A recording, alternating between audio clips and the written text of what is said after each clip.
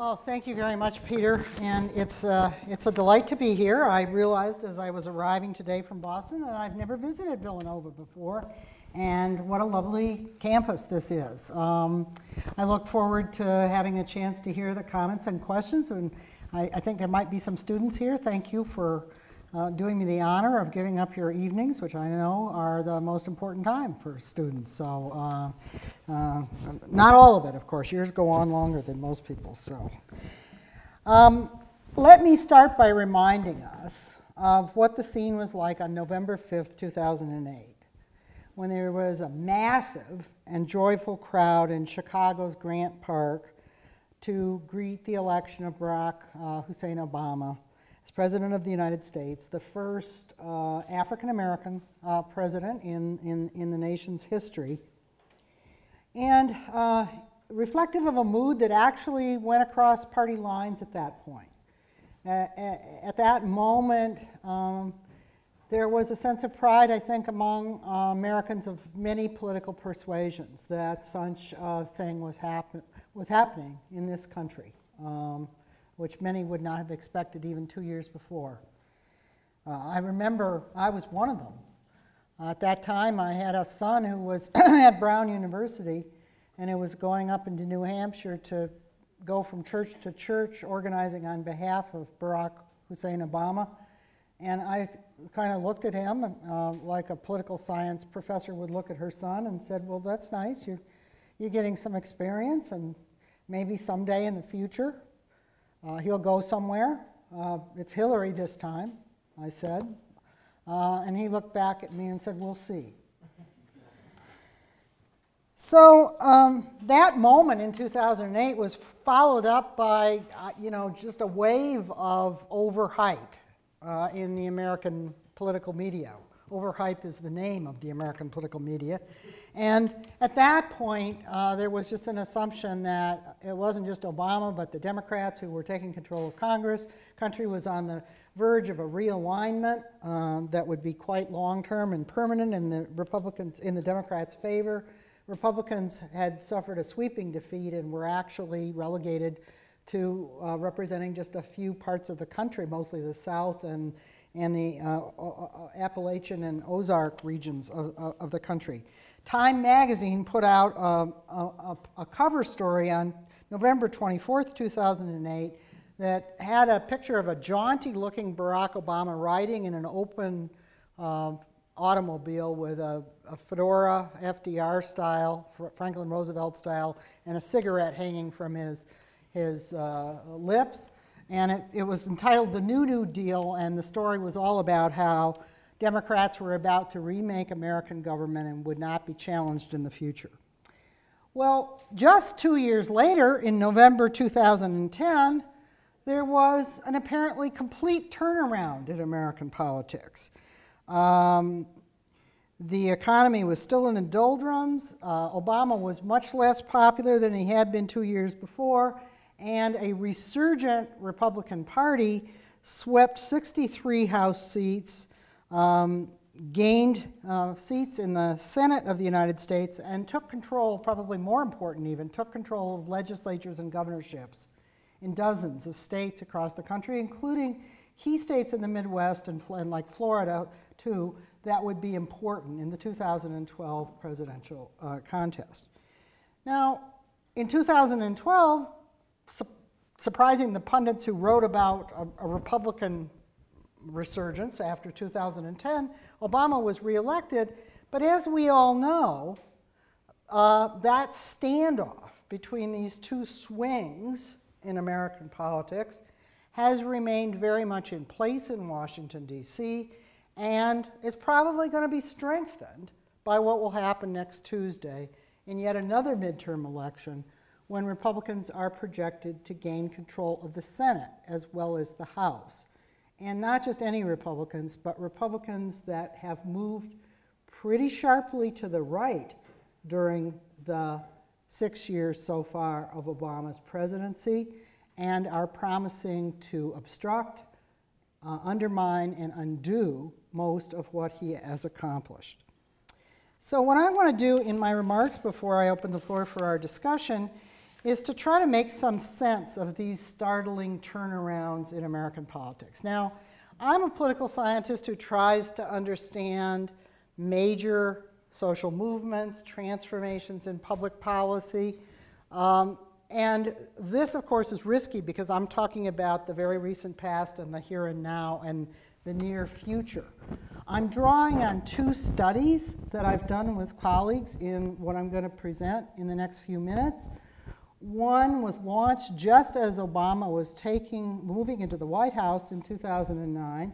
I assembled a team of political scientists and sociologists who study policy change, and we posed ourselves the puzzle of trying to understand what would happen when a president of one party took office in Washington, backed by a Congress of that same party, pledged to shift direction in many spheres of public policy: healthcare, education, immigration, labor law, international relations, taxes. What would happen over the coming 2 years in public opinion, in Congress and regulatory battles? What would succeed and what would fail in a fairly sweeping plan for changing directions in American politics, comparable to the kind of plan that Ronald Reagan had in the Republican Party when he came to office in 1980. So I'll be drawing on some of the results of that work, which tracked the first 2 years of the Obama presidency, when a lot of major policy initiatives, including healthcare reform, which I've studied closely, were enacted or in some cases attempted and not successfully enacted. But I've also talked about the equally dramatic story of what's happened to the Republican Party during the Obama era. I come from a discipline, political science, where the prediction is that when a party loses an election very badly, and that certainly did happen to Republicans in 2008, that they will move to the center, that they will moderate, that they will look for areas of compromise with the victorious party and try to reach the so-called middle-of-the-road voter in coming elections. But we all know that that is not what has happened with the Republican Party during the Obama era.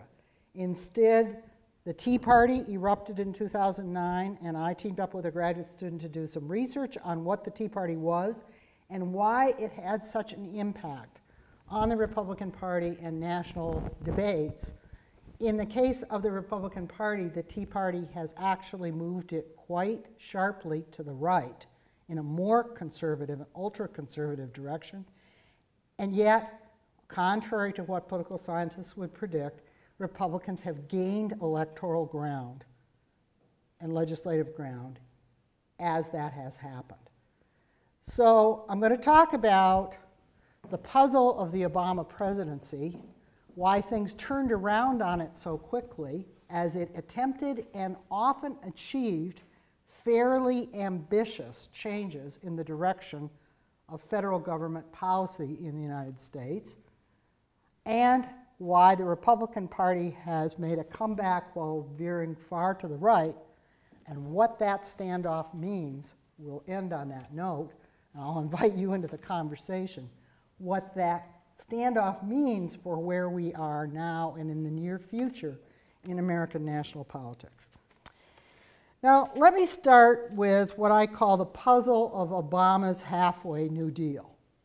Those overexcited pundits back in 2008 were predicting that Obama, backed by the Democratic Party, as he was in Congress for the first 2 years, would attempt and achieve some pretty important changes in direction, use the federal government to deal with the looming financial crisis and unemployment crisis, enact health reform, perhaps make progress on a cap-and-trade system to deal with climate change issues. He promised immigration reform. He promised changes in labor law.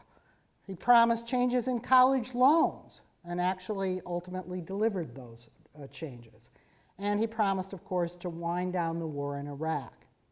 The prediction was that he would, because he was arriving in the presidency with the wind at his back, be able to accomplish quite a few of those changes, and that would mobilize a stronger political coalition behind him and the Democratic Party for the future. For a variety of reasons, pundits and analysts believed that this kind of New Deal breakthrough might be in the offing. Obama was elected by unusually strong majorities, especially for a Democratic president in our era. He had young voters and minority voters, women, especially single women, and behind his presidency, the electorate of the future, pundits said. At the time, the Republican Party was in disarray, and outgoing President George W. Bush was quite unpopular with most Americans, including in his own party. And it's always good in presidential politics, as it is when you're taking office as a dean in a college, to come into office after somebody who's perceived as failing. That's good. You got a better chance of looking like you're succeeding. So Obama had all those things going for him. So did his party, which had gained close to a filibuster-proof majority in the Senate and a very nice margin in the House of Representatives. And on top of all of that, the country was sliding into a massive economic crisis that was causing a lot of Americans to be open to vigorous government action to correct the situation. On the other hand, at the time, there were a few people who said, well, wait a minute, let's be careful here, because there's always a swing in American politics. Americans may say they want strong government action, but when it actually happens, they often back off. Furthermore, plenty of people understood that the turnout in presidential elections is relatively high, with a lot of participation of younger and minority and lower income voters, but the turnout in midterm elections, like the next one that would be up in 2010 and the one we're in now in 2014, is much lower typically, with lower income, minority, and younger voters not bothering to vote at all in many cases. And Obama was really unpopular with older people all along. So he was going to face an electorate, and his party was going to face an electorate in 2012. Everybody knew that even in 2008. Was going to face an electorate in 2010, excuse me, that was less friendly than the one that brought him to power. Even so, the first months of the Obama presidency seemed to bear out the idea that sweeping policy changes would happen and that they would be relatively popular. Obama and the Democrats in Congress moved very quickly to enact a stimulus program and to put a stop to the financial crisis in Wall Street.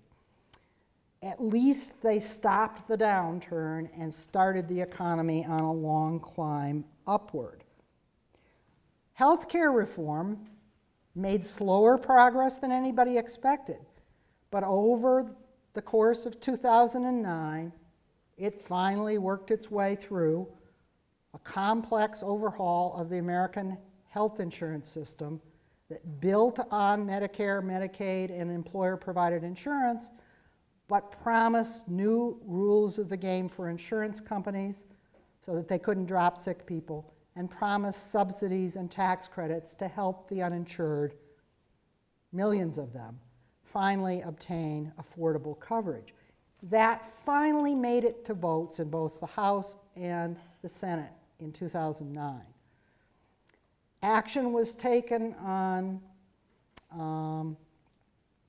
equal pay for women, on saving the auto industry, and therefore millions of jobs and businesses in the Midwest.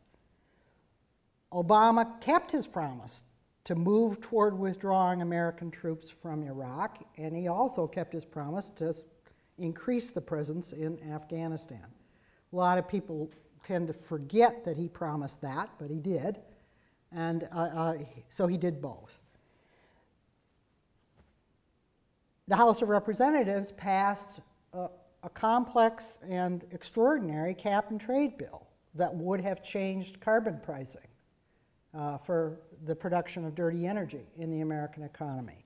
All of that and more happened in the first months and year to year and a half of the Obama presidency, and it really adds up to a pretty extraordinary range of legislative accomplishments, accompanied also by a whole series of regulatory decisions made in the areas of immigration, workplace safety,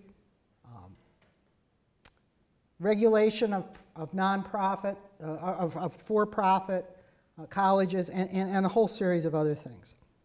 So in many ways, Obama's popularity sustained long enough, and the ability to direct the Democratic Congress proceeded long enough to accomplish a spate of changes in direction in American public policy that in a way add up to a kind of New Deal breakthrough.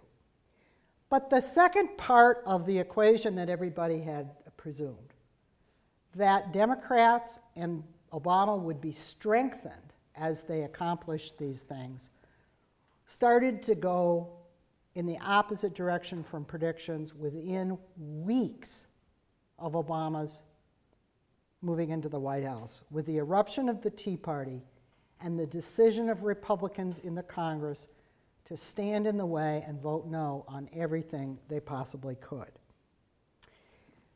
How are we to and by the 6 months into Obama's presidency, Americans in general were beginning to be soured on him. He was losing popularity, not just with Republicans, but also with many Democrats who were disappointed in how much was being accomplished and not believing, in particular, that the economy was recovering quickly enough. To try to understand what happened here, I've made some comparisons in my work to the early Obama presidency and the early presidency of Franklin Delano Roosevelt in the 1930s, the first New Deal. It's an interesting comparison, not because it's the same, but because it illuminates what's different about our time compared to back then. Let me just mention a few of the things very quickly. They're both Democratic presidents that arrived in office during periods of massive economic crisis, both nationally and on a world scale. They're both Democratic presidents that promised a change in direction in federal policy toward much more active efforts to use the federal government to buoy the middle and lower income groups compared to those at the top. But that's where the similarity really ends. Think about the nature and timing of the economic crisis in the two cases. Franklin Roosevelt had the good fortune to move into the White House 3 years into the Great Depression. The economy was at its absolute rock bottom, and about 25% of Americans were unemployed. At that point, so desperate were Americans for action to make things better that both political parties in Congress voted for bills the president sent to them without even reading the bills. Well, that didn't last for very long, but Republicans and Democrats, conservatives and liberals all supported the early stages of action at a moment when it was evident to everyone that the prior policies of the Hoover administration had failed. Barack Obama arrived in office just as the major financial meltdown of 2008 and 2009 was getting started. In effect, he held hands with Herbert Hoover. Franklin Roosevelt had been able to avoid his predecessor altogether and was never tied to the failures of the previous Republican administration. But Obama, before he was even elected, was meeting in Washington with members of George W. Bush's administration and people from Wall Street to try to figure out how to prevent the financial crisis on Wall Street from getting worse and turning into a more massive meltdown of the employment system worldwide than actually happened. By the time Obama launched his own economic recovery policies early in 2009, he looked to many Americans as if he had been in cahoots with the previous administration to save Wall Street and save big businesses first. Many Americans never understood that there was a difference between the early Obama administration's policies and the things that happened under the outgoing administration. And of course, unemployment was just beginning to increase as Obama took office. It hadn't already reached the bottom, it was headed toward the bottom. So right there, that helps us to understand why Obama's economic policies didn't have much understanding or faith, and why he became associated with a worsening economic downturn rather than a recovery from something that was at the bottom. The second thing to keep in mind about the difference between the first New Deal and the Obama possibility of a New Deal is that back in the 1930s, Republican and conservative opposition to the New Deal built steadily as the New Deal unfolded, but it was never perfectly aligned. Conservatives were in both parties, Republican and Democrat.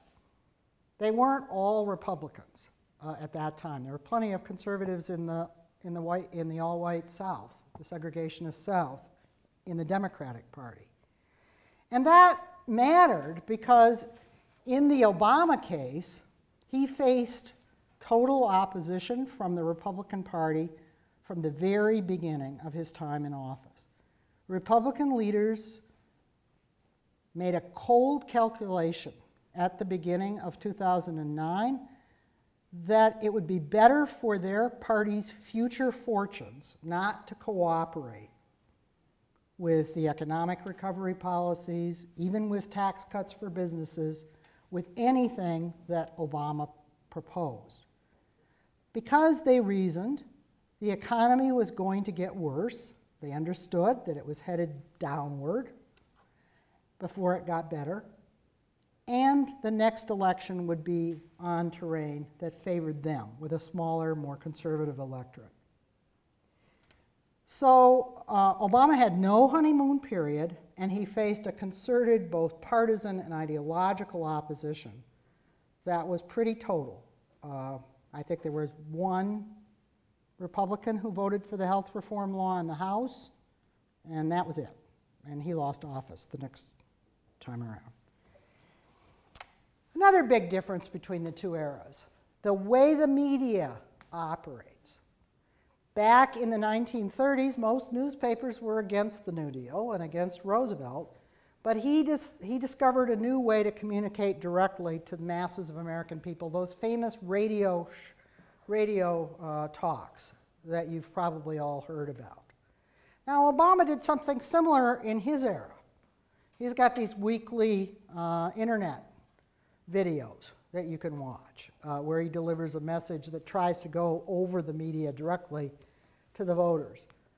But we live in an era where the media is fragmented, ideologically polarized, delivering different messages to different segments of the electorate. It's very difficult for a president to convey a message about what they're doing that will reach more than just a small fraction of the already convinced. And then finally, I want to come to the biggest contrast that helps us to understand a lot about the early Obama presidency. If you go back to the first New Deal of the 1930s, it's the first time in peacetime in all of American history where the federal government was doing bold new programs to help ordinary middle class and working class people on a large scale. Those kinds of programs hadn't actually happened at the federal level very much before, except briefly during periods of war, and they had been dismantled after those wars. The first New Deal was highly contested. It was difficult to enact, particularly after ideological and partisan divisions emerged in the mid-1930s. A lot of things that passed, like the Social Security Act of 1935, did not include African Americans who lived in the South, left their occupations out because you couldn't have gotten it through Congress if they had been included. The changes that empowered labor unions and allowed them to unionize, that put in place wage and hour protections, that created emergency unemployment programs to help people get out of the Great Depression, that helped people save their farms and their homes from bankruptcy. All of those programs were hard fought and difficult to get through.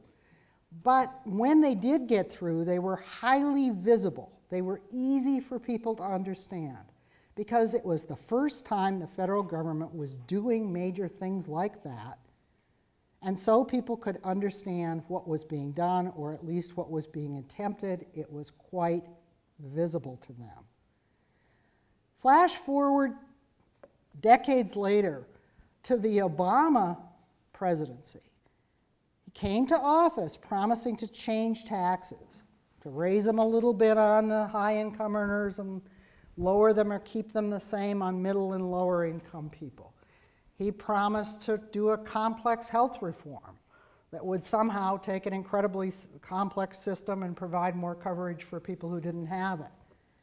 He promised to change the college loan system, for example, to provide more direct loans and grants to lower-income students and at lower interest rates in the case of loans, and to remove banks from being important intermediaries in the system. But in all of these cases, really, he was promising to make changes that were adjustments and reorganizations and changes in regulations and taxes that were already pervasive and highly complex and not very well understood by most Americans. By the time Obama took office, there was a huge structure of federal regulations, taxes, social programs, indirect tax subsidies for this, that, and the other thing. Particular constituencies understood their benefits from these things, but sometimes didn't even know they were getting benefits directly from government. Take the case of employer-subsidized health insurance. Most middle-income Americans, and that would include somebody like me, I work at Harvard University, have pretty nice employer-provided health insurance. And thank you very much, most of you as taxpayers are paying for that in part, because Harvard gets a generous tax break for providing me with really nice health insurance. How many Americans do you think understood that that kind of subsidy existed for most employed people in the middle class, often paid for by people working for small businesses that didn't have any health insurance at all? Lower income and lower middle income people. In the case of college loans, research shows that many college students didn't understand the federal subsidies and guarantees to banks that were going into making their college education loans possible. They thought they were getting something through the private sector or through a university, not necessarily through the tax system.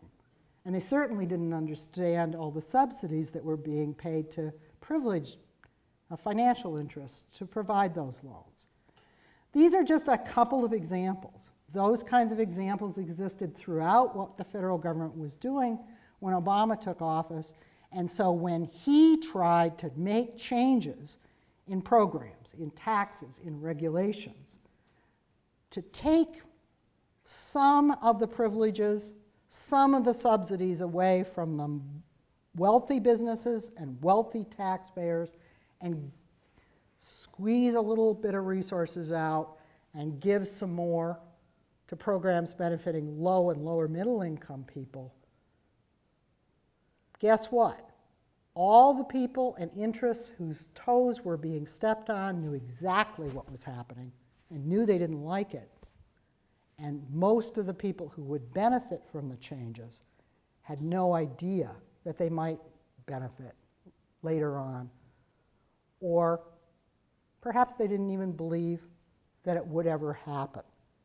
In the case of health reform, which I've studied very carefully, most Americans to this day, 4 years after the health reform passed in 2010, still do not understand what's in the law, still do not understand the huge benefits that it offers to low and middle income people who might not have health insurance, or to improve the quality and the affordability of the health insurance they do have. That's because it's a lot easier to put major federal programs in place in the first instance than it is to change complex and often hidden programs later on. And that helps us to understand why, even though the early Obama presidency succeeded in persuading Congress or using its regulatory powers to accomplish a lot of the changes that were actually promised in the 2008 election, it enraged its opponents far more than it satisfied its potential beneficiaries. In the 2010 election in particular, most of those who were already benefiting from or would benefit from the policy changes that Obama's presidency and the Democrats had put into place did not know or did not believe that they were benefiting. But everybody who was being asked to sacrifice a tax break, or perhaps accept a new regulation, or have to pay a little higher taxes for somebody, knew exactly what they were going to lose. So let me move on now quickly and talk about what all this meant on the other side of the aisle. Because the Obama presidency, I'm arguing, accomplished a great deal during the only time when presidents do accomplish a lot, the first 2 years in office. And Obama managed to accomplish his re-election, which at least preserved some of what he accomplished in the first 2 years. But what was going on with the other political party? And I think in many ways that's equally interesting as a story of the Obama era. The rise of the Tea Party and its ability to pressure the Republican Party and move it toward a non-compromising stand and move it toward the right, all the while fueling its success, especially in midterm elections in 2010 and 2014. Now, my graduate student Vanessa Williamson and I actually studied the Tea Party as it was developing in 2009 and 2010. We used a whole variety of empirical techniques. We gathered all the polling data on what Americans thought about the Tea Party and whether they sympathized with it and had participated in it. We gathered a lot of information on the national advocacy groups that said they were speaking for the Tea Party, like Americans for Prosperity and Freedom Works. We gathered data on how the media were covering the Tea Party. Our data was fascinating because it showed that Fox News tended to cover the Tea Party before it did anything, and CNN covered it as it did things. So in many ways, Fox News helped to build up the Tea Party in advance of any big events. It was a cheerleader, not just a reporter, especially in that crucial first year. But we went beyond those things too, because we also went and visited Tea Parties, actually meeting local Tea Parties in New England, Arizona, and various parts of Virginia. And we sat down for one-on-one confidential interviews with Tea Party participants who were active in those local Tea Parties.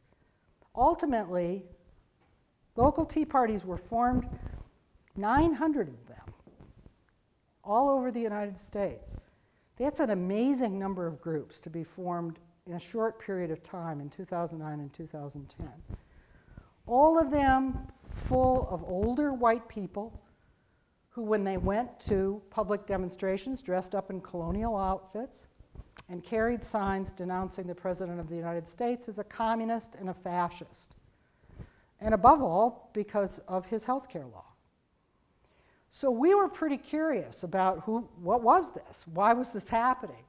Was it a bottom-up phenomenon? Was it a top-down phenomenon? And why did it seem to have such a big impact? Well, our research led to some fascinating discoveries. We discovered that the Tea Party label and the initial kind of rant that happened on CNBC when Rick Santelli invoked the Founding Fathers to denounce the mortgage assistance policies of the Obama administration in early 2009, that inspired people who had been really down in the dumps. They were conservatives. They felt the Republican Party had let them down, and they were both enraged and fearful about what might happen with a Democratic president that they disagreed with and a Democratic Congress supporting him.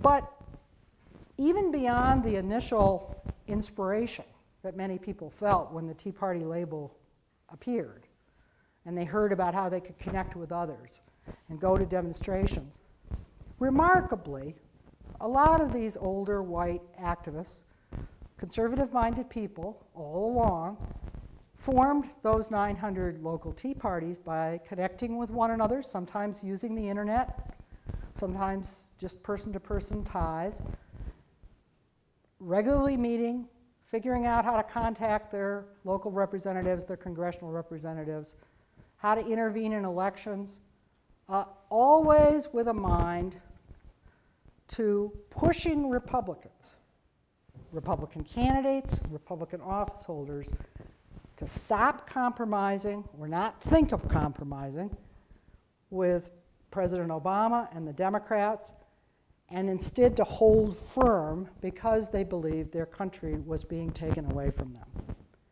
Now, in our personal interviews, Vanessa and I were very interested in what people meant by that. We didn't take at face value the idea that Tea Party activists were uniformly hostile to federal government spending. And the reason is because both national surveys and our own observations showed that Tea Party activists were usually in their late 50s, 60s, or 70s or older, and therefore were collecting Social Security, Medicare, and in many cases, military veterans' benefits, which they had earned through themselves or their spouse serving in the military. So we knew we needed to hear a little bit more about what they meant about being upset with the new order, what they were worried about. And what we heard is that they thought government spending was okay if it was on real Americans who had earned those benefits, but it was a bad thing if it went to freeloaders or moochers. We heard those words long before Mitt Romney said those words. And those freeloaders and moochers were lower income people who hadn't earned benefits that they were asking for. Immigrants, above all, very worried about immigrants and saw most of them as undocumented or illegal. And young people. Many of the Tea Partiers we talked to were very angry about their own grandsons, granddaughters, grandnieces or grandnephews, and other young people who they felt wanted something for nothing. They wanted college loans and Pell Grants. Maybe they wanted food stamps. They weren't getting jobs. And they were supporting Barack Obama. All a very bad combination of things. So we learned a lot from the interviews with the local Tea Partiers, and then we also figured out why this had such an impact on the Republican Party. Because that's the other thing we have to understand. First of all, Tea Partiers, very good citizens. They pay attention. They vote. They contact their representatives. They attend debates. They vote in primaries. So they're about half, they still are, about half of all Americans who say they are Republicans in national polls. They're a minority, but they're a very good citizen minority.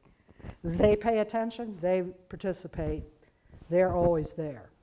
So for Republican candidates or office holders who are facing primaries, they're the voters that they key on. And then, of course, the Tea Party also has a top-down component. It has media, big media, delivering its message, and it has a small number of highly ideological, very wealthy groups that are not directly controlled by the grassroots, and they don't directly control the grassroots, but they claim to speak for the Tea Party, and they're willing to send checks to challenge Republicans who don't follow their policy preferences and who show any signs of compromise with Obama. So that's the second big puzzle that I think we can understand here. The Tea Party erupted as a leveraging operation on the Republican Party. Conservative people who vote Republican and fund Republicans, but who were not satisfied with go-along to get-along Republicans and were determined to prevent Republicans from moderating or compromising during this crucial period. Their energy helped to fuel the large turnout among older white voters that accounted for the Republican comeback in 2010, that put in office a large number of very conservative-minded Republicans, more conservative than ever before, in the House of Representatives.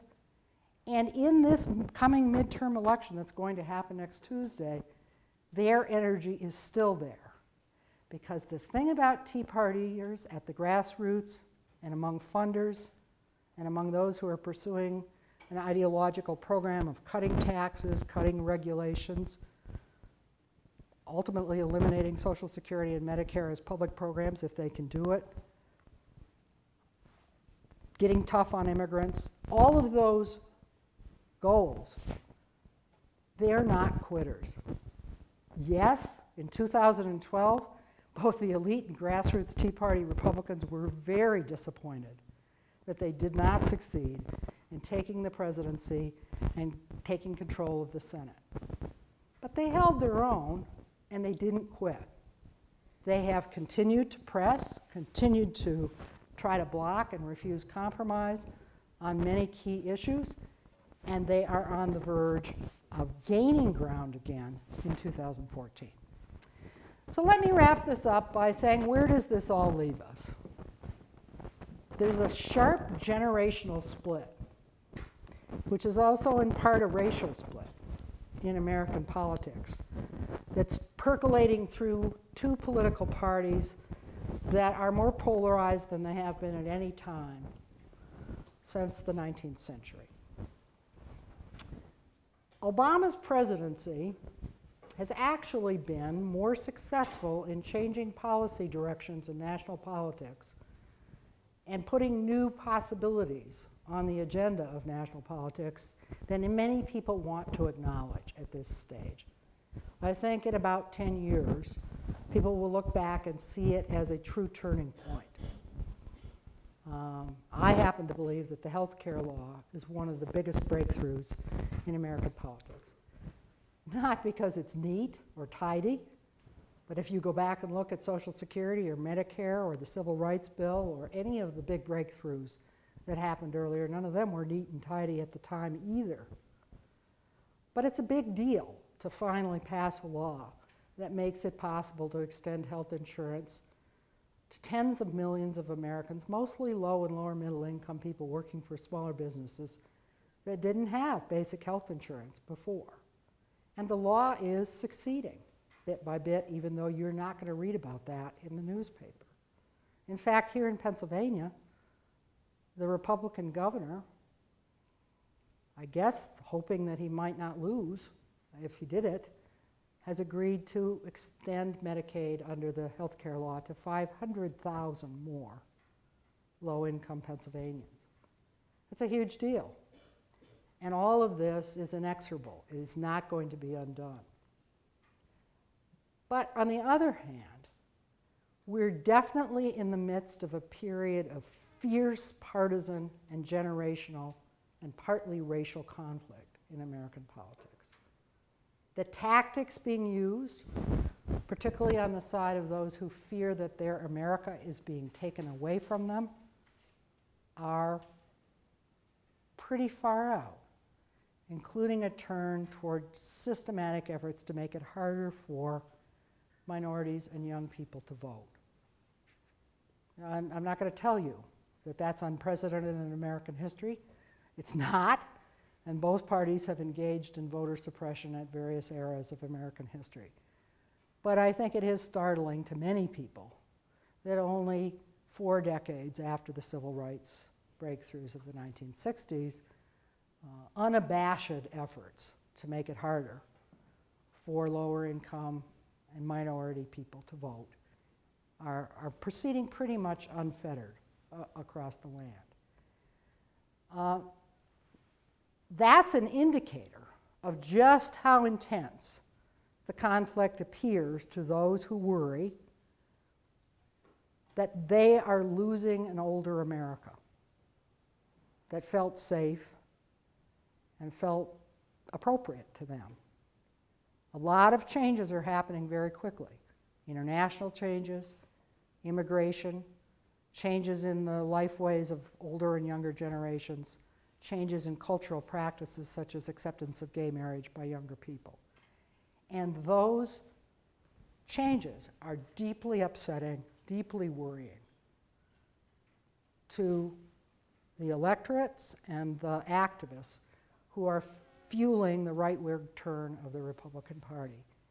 And that coincides with the unlimited ability of wealthy interests to also buoy the fortunes of the Republican Party for somewhat different purposes. The next 2 years are going to be full of additional rounds of the kinds of conflict that most Americans find very unappealing. Standoffs in Washington, yelling and screaming on television, all kinds of backroom maneuvers that people are not going to like. And then we'll have another presidential election where there'll be a larger turnout, and it'll be post-Barack Obama. So I put it to you, what will happen then? I don't know the answer. It's possible that the standoff we see instantiated between midterm and presidential elections, between 2 different understandings of what counts for security and opportunity and progress in America, will be resolved in 2016 and after, but it's not likely. It's likely that even if it's Hillary Clinton or some other Democrat, that those clashes of vision, of understandings of what America is and who Americans are will continue in a troubled world where we really have a desperate need for government to resolve and deal with a lot of problems, ranging from immigration, international conflict, diseases, as we're seeing now, not to mention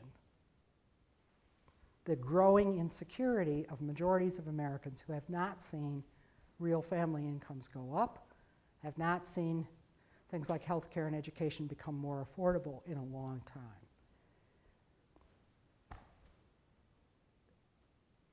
Barack Obama's presidency has brought us to the brink of huge transformations, but it certainly hasn't accomplished those transformations. Instead, it has heightened the anger and the conflict that changes in our society and our economy are bringing to different groups, different regions, different generations. And it remains to be seen how it'll all play out. For a lot of you who are younger, it'll be in your hands to decide.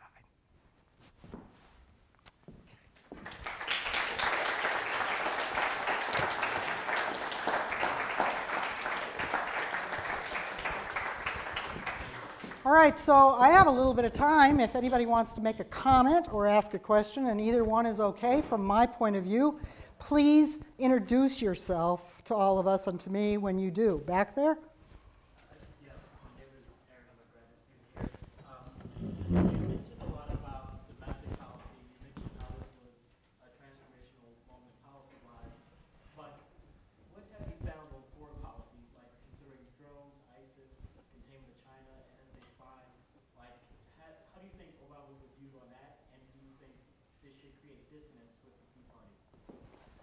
Well, all right, those are two questions. Let's recall that Barack Obama was always a kind of mixed case in what he promised for foreign policy. I mean, I'll take you back to the 2008 election, where I think he was quite clear from the beginning that his goal was to withdraw us from a war in Iraq that he considered to be a disaster, but that he would double down on steps in Afghanistan and steps across international boundaries to track down al-Qaeda related terrorists and kill them wherever they were. So I think many people on the left thought, oh, this is a guy completely in our camp on foreign policy issues, but I don't believe that was ever true. Now, if you take a look at it, he did withdraw us from the Iraq War, and that's no minor matter, because it's hard to withdraw from a war where basically the result of that war is an incredible mess. I mean, you know, who in the mess signs the agreement? And in fact, they couldn't even get anybody in the mess to sign an agreement to allow a residual force without threatening prosecution of American soldiers, which really wouldn't have been acceptable to any of us if it had occurred. So I think he was quite successful in that regard. He certainly kept his promise to hunt down Osama bin Laden and kill him, and I'm not sure that that could have been taken for granted with everybody else. He upped the intervention in Afghanistan. He used drones there and in other places with a ruthlessness that is pretty unlimited and very disturbing to many people who don't believe in that form of warfare. Now he's confronted with the ISIS mess, which I do not think is of his creation. I think it's a creation of the aftermath of the Iraq War that was launched by his predecessor, and the overthrow of tyrannies in the Middle East, which was going to happen sooner or later. But that doesn't mean that it isn't a terrible dilemma and a considerable threat, at least in that region and perhaps ultimately beyond, that has to be dealt with. I don't know for sure how Barack Obama is going to deal with that threat, but I don't think what he's doing so far should surprise us. It's a combination of fairly heavy use of air power, and if they could send in drones, they would. They just don't know where to target them. With a refusal to send in a major ground force. That's the formula you're going to see for the rest of Obama's presidency. I don't think it's going to solve any of these problems. I don't think they're solvable.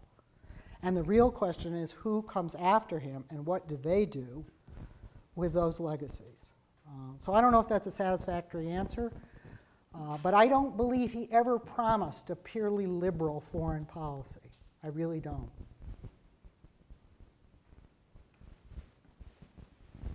And the intelligence stuff, I don't know what to say. I mean, countries spy. We spy and all of the others spy.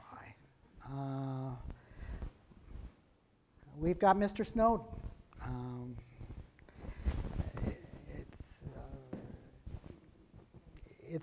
It's clear that there should be some reforms, but I've lived a long time and I'm not all that optimistic that there are going to be that many. Yep. Hi, my name is Alexandria. You noted that sometimes these laws and these policies are so complex that they're easy to get misunderstood, and there's so many minor components to them that they get like kind of lost in translation. Do you think that this ignorance exists with the lawmakers themselves as well? And if so, how do we, as voters, how can we have faith in them if they don't even understand the laws that they're supposed to be discussing and passing? Well, I do spend a fair amount of time thinking about Congress, talking to Congress people, talking to staffers. I can speak most authoritatively to what happened with the health care law because I wrote a book on that, on the enactment. I wrote a book on the failure of the Clinton health plan, and then this is like Groundhog Day. But and then I wrote one on the enactment of the Affordable Care Act in 2010. I actually think that, ironically enough, part of the reason that Democrats have been unable to explain this law to their constituents, and really they have been unable, They mostly try to run and hide, you know, when the thing comes up, or mention some kind of minor part of it. They don't stand up and look the audience in the eye the way I'm about to and tell you there are three main parts to the Affordable Care Act. One, new rules of the game for insurance companies so that they still make a profit in the private market, but they have to do it by improving the quality and cost effectiveness of care. They can't just avoid sick people. That's highly popular with everybody across the whole political spectrum.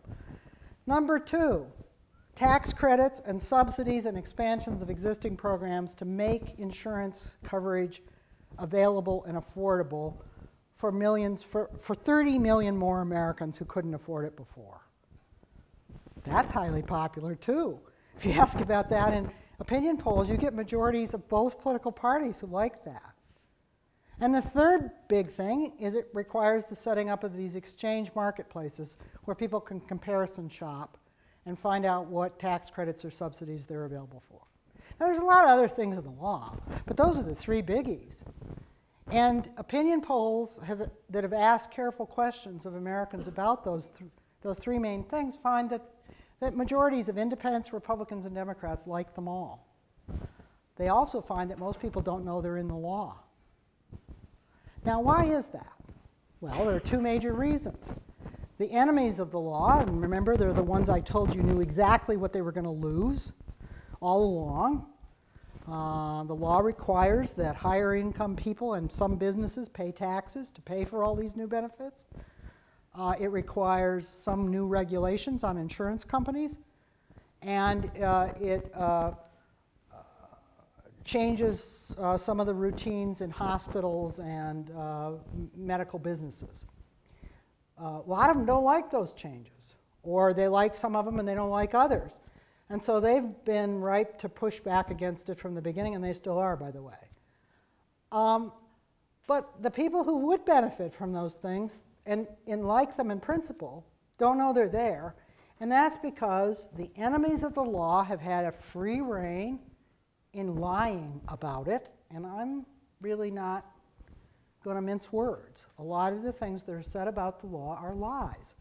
When we interviewed Tea Party people, I had one older woman tell me, she's a healthcare worker, tell me that her 92-year-old patient was convinced that Obama was going to take away her Medicare and send her to a death panel. Well, you know, I was there as an interviewer. I just had to sit and take notes. But that's nonsense. That's not true. But that's what she was hearing. Day in and day out, that's what she believed, and it frightened her. So there's been a lot of lies, and a lot of them have been designed to make people fearful and to arouse their opposition. But the other side is also to blame. The Democratic Party, which voted for this law, has not really explained to people what's in it. And I think there are two reasons for that.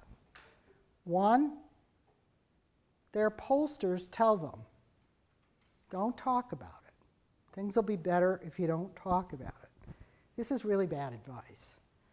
But, you know, pollsters get paid a lot of money to give this bad advice, and a lot of people listen to it. But the second reason speaks to your point. Those Democrats actually spent hours and hours reading through all of the details of that law. They went to long meetings in 2009 and 2010 where they read through all the provisions and argued about every little leaf on every little twig and every tree. And as that happened, they lost sight of the forest. So if you go and talk to them, and I do sometimes, and you say, well, why can't you explain this? They say, well, it's complex. Well, in their minds, it's very complex. They literally lost part of the price of enacting a health reform that built on the complexity that was already there was more complexity. It was a long law full of all kinds of regulations and subsidies and this is and that's and the other things. I've read it. It's enormously complex. And if you were in the thicket of working all that out, and they really were, they were more engaged than in any other law. I'm not going to tell you that Congress people never vote for things they don't understand. But this wasn't the case in this case. It's just that they understood the details and lost sight of any ability to talk about the whole thing. And so that's one of the big ironies that we're living with. Now, that may change because Republicans have run for office promising their constituents that they'll repeal the law. They can't repeal the law. It's not going to happen for two reasons. Obama's still in the White House, but more important, there are now about 15 million Americans and maybe more who are benefiting under this law. And you simply can't take things away from people nearly as easily as you can deny them getting them in the first place. So the politics of this has fundamentally changed. And if it's an issue in the 2016 presidential contests, the incentives for the two parties are going to change. And you're going to hear Democrats talk much more about what the law is actually doing for large numbers of people. And that will probably increase the understanding of people about what's actually in the law. Yep. Hi, my name is Olavi. I teach political science here. And first of all, I want to say thank you for your talk in synthesizing a very complex issue. I particularly enjoyed listening to your comparisons between the first period of Obama with the early FDR years. And that sort of got me thinking about something that I would love to hear your thoughts on. I'm curious as to how your opinion on the impact of certain American institutional features of American government in terms of the way in which they've contributed to the state of deadlock and uncertainty. So in particular, I'm thinking about The filibuster. one, the dual legitimacy problem that arises out of presidential systems of government. Two, the primary system, which seems to have sort of increased political polarization. And three, the increasing number of non-competitive congressional districts as a result of redistricting, and how that conflation of those issues may have kind of contributed to this combination of polarization And gridlock, yeah. and gridlock. Yeah. And then on top of that, this business of increased polarization between the two parties, but at the same time you don't have the type of party discipline that you would have, say, in a British-style parliamentary system. And that allows the Tea Party to survive within the Republican Party without sort of splintering into a third party, say the way that the Reform Party in Canada did back in the 1990s. Yeah. So just some thoughts on. Well, you've pointed out a whole series of institutional features of American politics that actually fueled the ability of obstructionists. And, you know, obstruction is a big problem for change-oriented presidents because and for a party that, however haltingly, promises to use government to make things better for the majority. Obstruction is a win-win for those who believe government can't work. They just make it not work, and then people say to hell with that. And really, my sense of the American mood right now is that Americans are fed up. And they're fed up with what they see in Washington, and I agree. I mean, I feel that too. And I can make all of these points that you just made. I'll make one more, the filibuster. The 60-vote rule in the Senate, which most Americans, they had no idea that there was a 60-vote rule in the Senate. They don't understand that. And so how could it be that Obama could promise all these things and have Democrats in office and he couldn't do it? Well, of course, there were really only about 4 months there where you sort of had 60 votes. And I say sort of because the U.S. Senate is a bunch of prima donnas. Nobody can really tell anybody in the Senate what to do, and remember, Joe Lieberman was still there, and you couldn't tell him what to do. And but there was really only about 4 months there between the time that Al Franken's candidacy or election was reaffirmed and after the lengthy investigations in Minnesota and the election by my state of Massachusetts of Scott Brown, which was a deeply shocking event to the Democratic Party and almost caused it to melt down into nothing right after that. So all these things that you point to are institutional features of a federal, divided powers presidential system with no parliamentary discipline.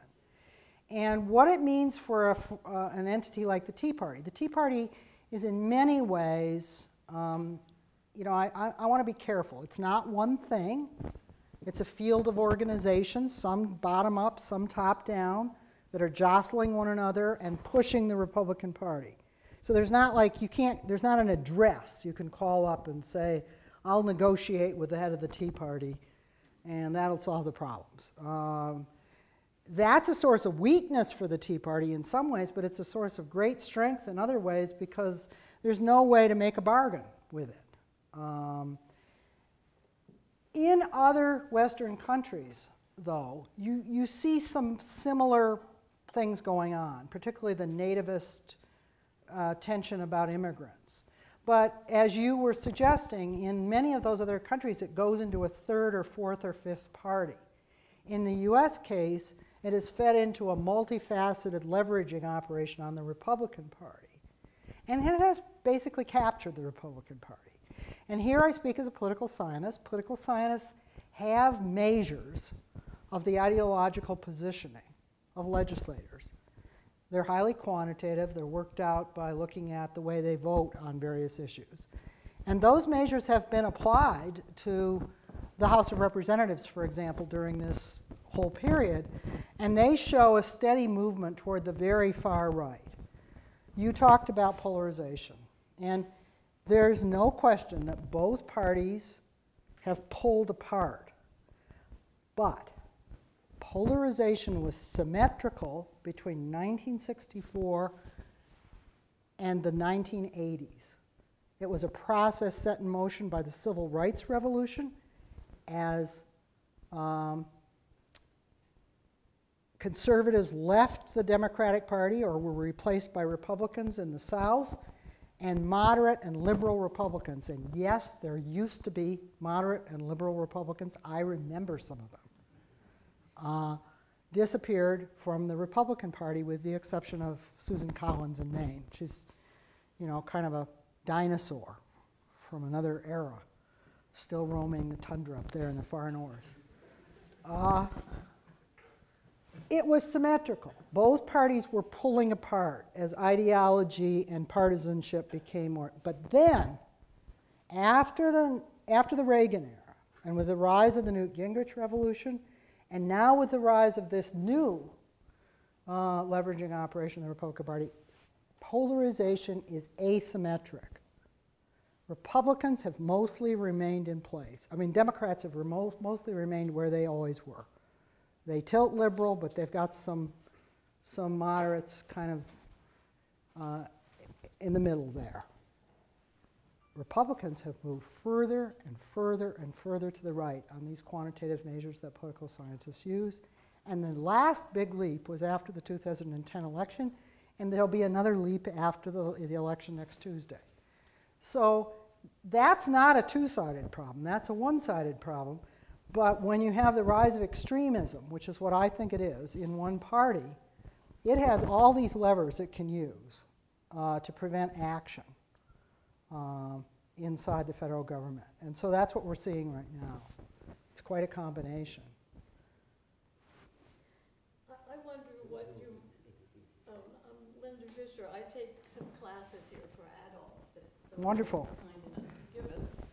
And I wonder how effective do you think some of Elizabeth Warren's policies can be towards helping lower income or making us more aware of that? Well, she's doing a brilliant job of making people more aware. I mean, she's a very effective speaker, getting more so. I actually was there at some of the early meetings where she was launching her Senate campaign, and she was still a little professorial at that stage, but she's gotten sharper, clearer, better. I don't think she's running for president, so I think we can all just forget about that idea. Forget about it, as they say. I think she's trying to position herself as an effective spokesperson, along with a number of other Democrats in the Senate, actually. There's a group of them, for a much more clearly pro-middle class, pro-equality version of the Democratic Party, what Paul Wellstone used to call the Democratic Party wing of the Democratic Party. And, you know, she will have a big impact on, for example, if it's Hillary Clinton, a Hillary Clinton presidency, precisely by doing that from the Senate.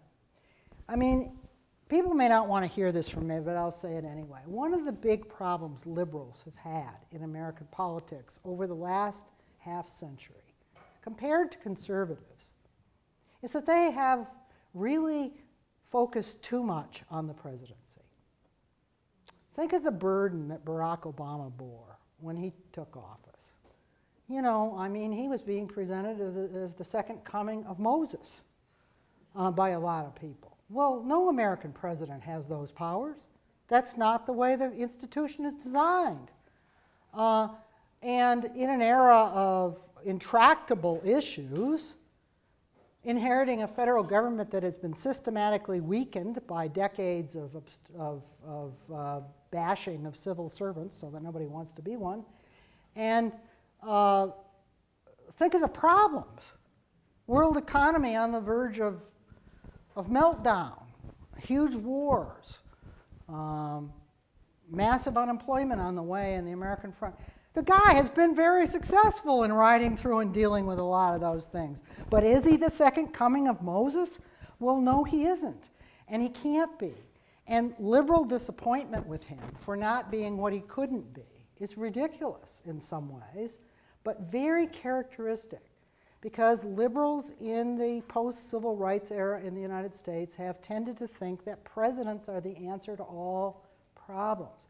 Conservatives have been smart enough, and also in the early stages forced to be smart enough, to realize that it would be good to take control in states and state legislatures, and above all to fight for Congress.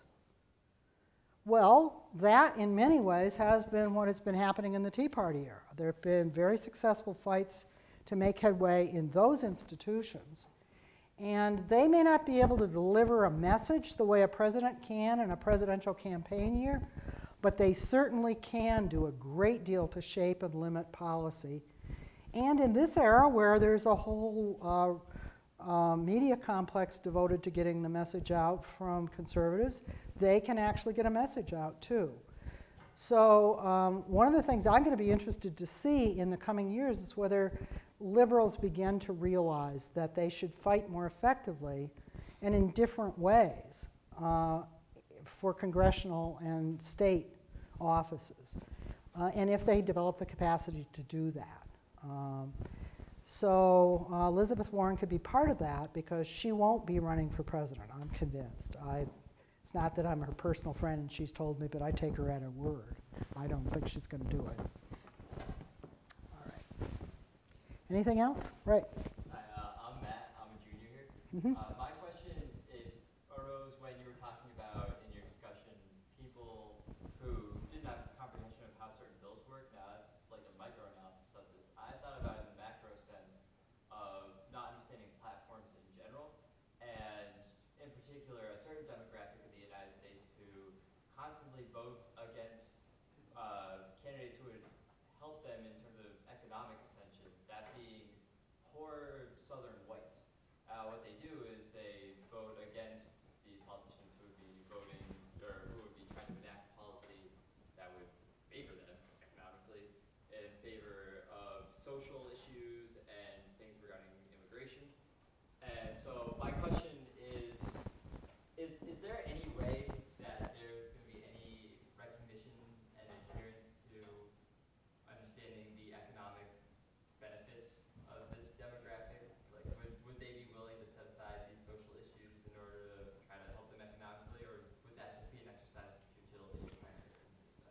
Well, I'll say several things, a very provocative and interesting comment. First of all, it is important to realize that people vote for various reasons, and that voting is not determined simply by economic self-interest.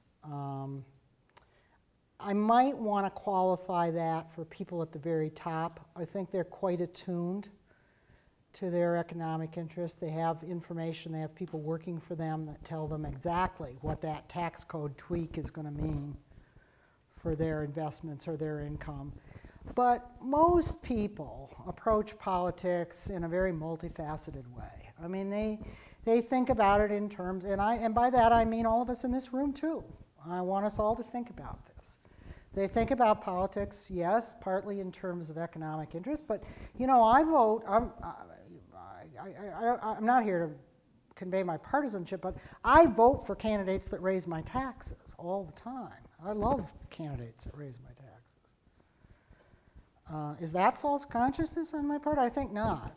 I want to live in a society in which the more successful pay taxes to ensure access to education and health care and a decent family life for the majority. I think that's the kind of society I want to live in and I want my son to grow up in. That's a value commitment. So people definitely, plus I live in Massachusetts, and you know that's kind of hopeless there. I mean, we're a bunch of liberals there.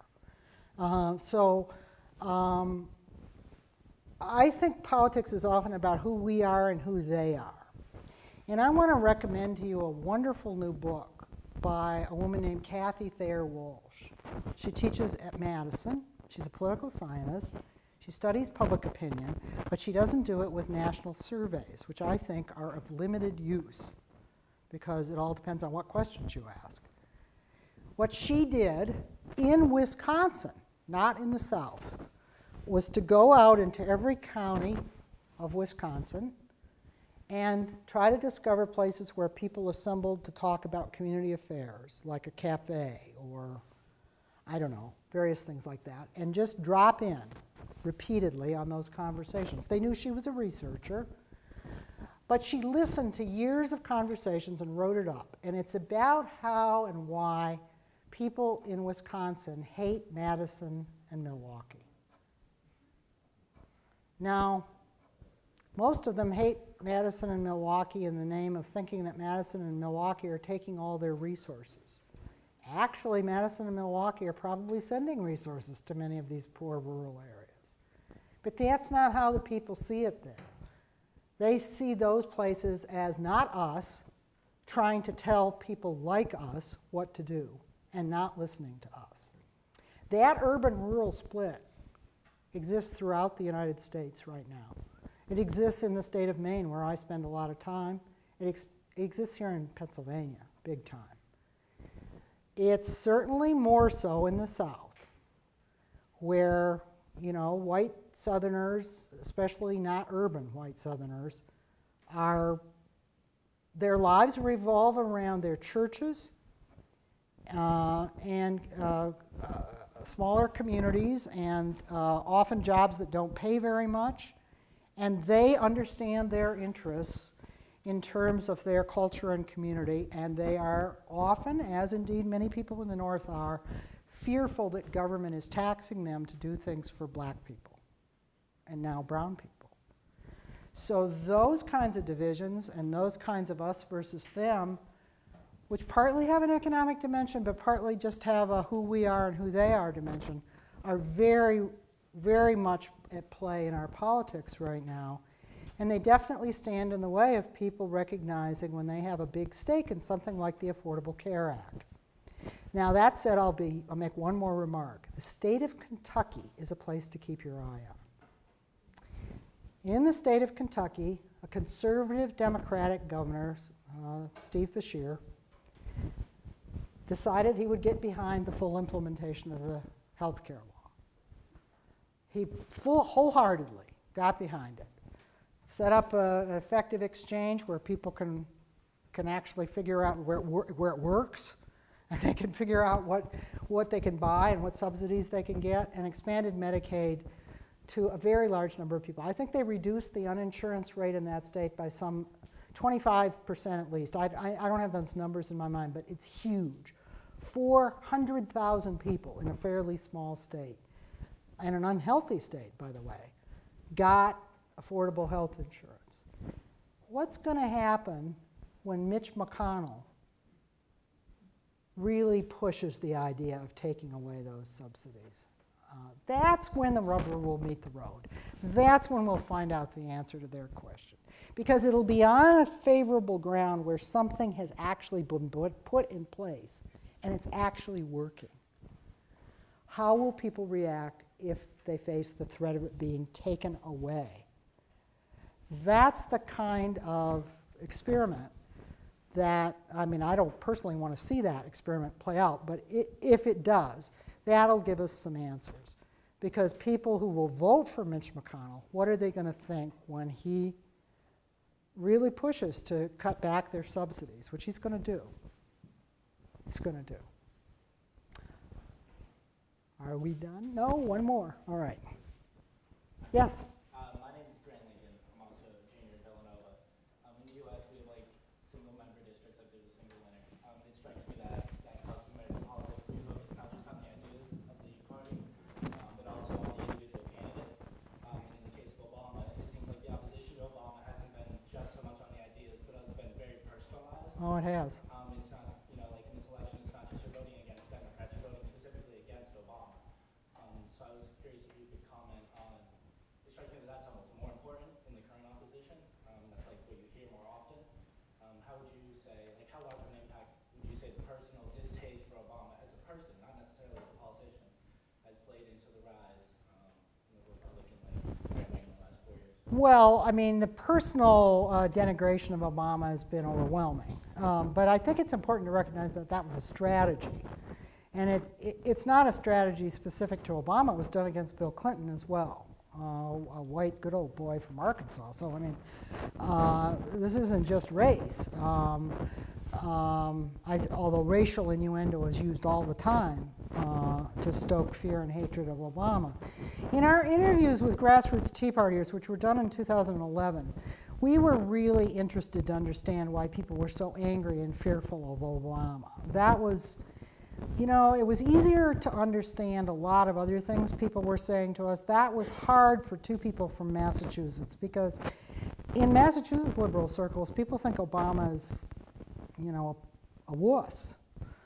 I don't necessarily think that, but that's what a lot of people around me think. So portraying him as evil incarnate is just, it doesn't compute in the Massachusetts liberal mind. So we were trying to understand, and we just listened. And what we heard was that in a way Obama was a perfect storm. I mean, first of all, he's a Democrat. And I think it's very important to recognize that we're in an era where the asymmetric polarization I described, which has been going on since the 80s, means that there are large numbers of conservative-minded Republicans who really don't accept the legitimacy of a Democratic president backed by a Democratic Congress. I mean, you get, I want to be careful here because I'm not making some kind of blanket accusation against all Republicans at all. But you definitely get a subset of people who trot out the conspiracy theories, who say the election was stolen, who, I have regular email contact with a lot of Tea Partiers because I actually answer my email. So people are quite startled when I answer, and that sometimes sets up a conversation. And I have people writing to me about conspiracy theories about Obama all the time. And they're just the grandson of the conspiracy theories that were hatched against the Clintons. So that's part of it. But the other part of it is that there's a deliberate decision on the basis of whenever a popular Democrat emerges. And you're right, because we have personalized elections, personal popularity is a part of what makes an effective candidate. So those who don't want what that candidate is going to do understand that, and they usually set in motion a deliberate set of strategies to besmirch their persona. And in Obama's case, I would say that's had limited success, but it has had more success lately. I don't mean limited success with his fiercest opponents. I mean with the people in the middle. And at this point, he's suffering from quite a lot of unpopularity, although I want to be very careful here. I mean, re-elected American presidents, and most of you are so young that you've hardly ever seen that phenomenon. It's pretty scarce in our era in general, but re-elected American presidents rarely have high popularity when they reach the last 2 to 3 years of their presidency. There's just something about a lame duck that it becomes too easy to say, oh, we'd like to move on. And it happens in both parties. So he's partly suffering from that. But he's a drag at this point on some of these Democratic candidates. Although, once again, I want people to remember something. You can go back 2 years ago and you can see what the pundits were predicting, the political science pundits, the ones who know what they're talking about, the ones in my discipline. They were saying Democrats are going to lose the Senate because the seats that were up this year are in states where it's very hard to win, especially if the electorate is smaller. And lo and behold, that's what's happening. The only thing is that some of them might actually not lose, although I'm not convinced of that. I think it's going to be a blowout on Tuesday. I do. But in seats that they were always headed uphill in.